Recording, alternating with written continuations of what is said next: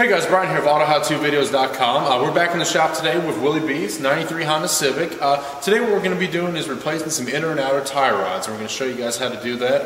Will, why don't you tell us a little bit about what we're going to be doing today and how to do it?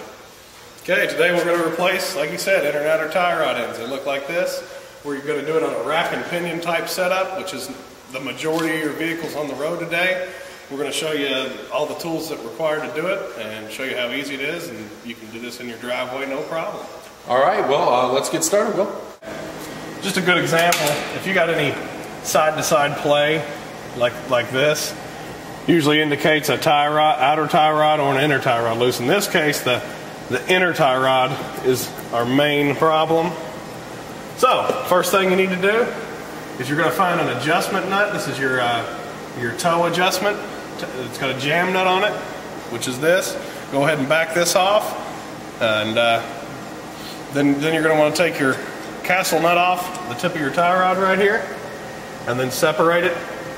Go ahead and thread your outer tie rod off of your inner tie rod, and sometimes you might have to put a wrench on here to keep the whole thing from spinning.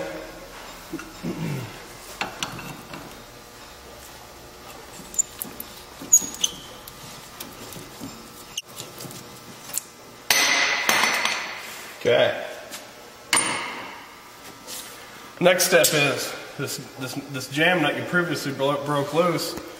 You're going to want to go ahead and thread it all the way off so you can get your bellows boot out of here.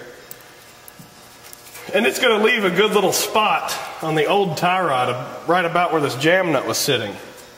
It's going to leave a clean spot. So what you're going to want to do when you put your other one back on is try and just eyeball where this nut was and put it back there. That way it'll be real close for when you go to get an alignment done on it.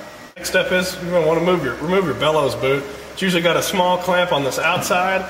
It's usually got a larger band style clamp on the inside. It's similar to a CV joint boot. They're not reusable, so just go ahead and take a screwdriver or something and break it off. And you should be able to pull this off. And some of these will have a little nipple for an air hose, and have an air hose hooked to it, and that's just to vent any air pressure as you're steering, so you don't have a suction. And now you're going to expose your inner tie rod. When you go to remove your inner tie rod, there's going to be a special tool you're going to want to pick up. Some cars you can't even do the job without this tool. This is an inner tie rod socket or remover, whatever you want to call it, and they do have different size inserts that fit the hex on the inside of your tie rod right here.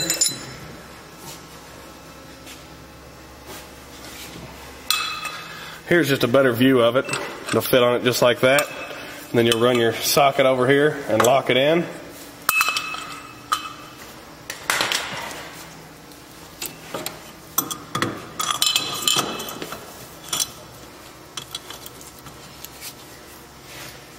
And it does have a 1/2 inch drive square on the end of it, and that's for a reason, because they are usually really tight. Go ahead and bust that loose. This one wasn't too bad.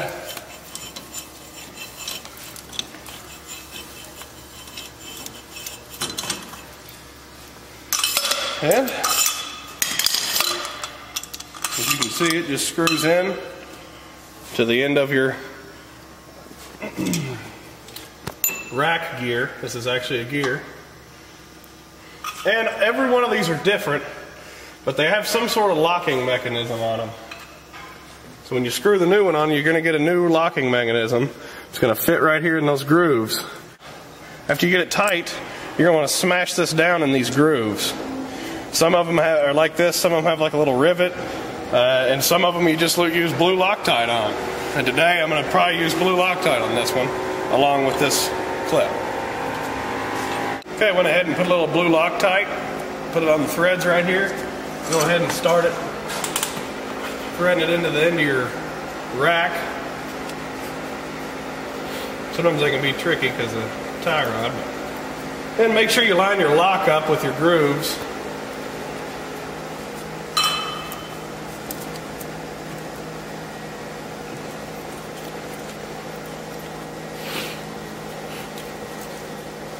Alright. Get it finger tight. Go ahead and finish it off. Now, next you're going to reinstall your bellows boot. The clamp that you took off, obviously you can't reuse, and they're a pain in the neck to find to replace them, so the best alternative is wire ties. They work great, it won't come off.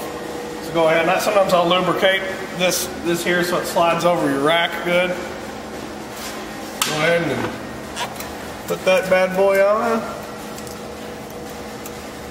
Alright, next step, you're going to want to reinstall your jam nut back on your new tie rod, and remember, try and put it back close to the same spot where it was on your old one. It'll make it drive a little bit better when you get it done, so you can get it to the alignment shop.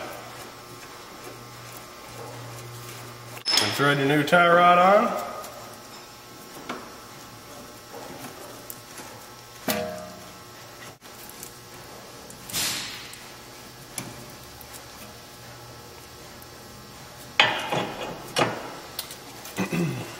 Go ahead and install your castle nut, your cotter pin, and that's going to wrap up this job.